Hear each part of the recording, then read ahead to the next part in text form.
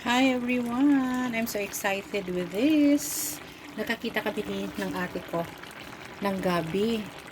Last time ay hindi kami nakabili ng panglaing. So, today, nakita na naman namin na may available.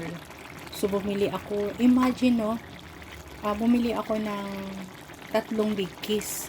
Tatlo 100. So, sa isang big kiss, tatlo siya na gabi. Alam niyo yung gabing parang mamula-mula siya. Ito yun.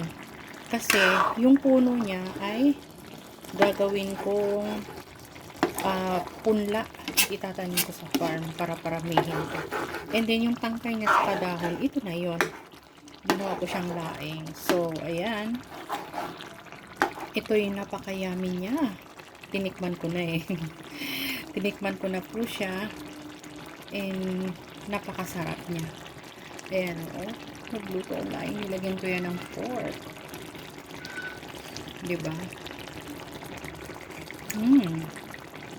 Sarap. Sarap. Ang sarap-sarap niya. Kaya, yan ang aking laing. Na napakasarap. O, diba?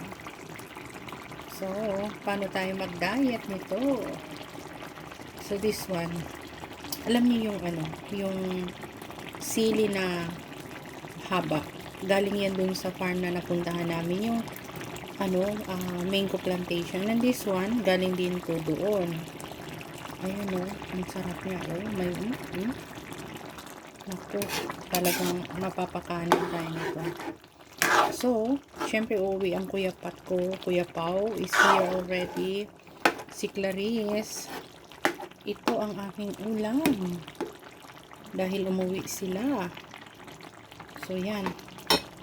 Dahil busy ako tomorrow, nagluto na ako nito. Kasi we have set dinner tomorrow. So, yan.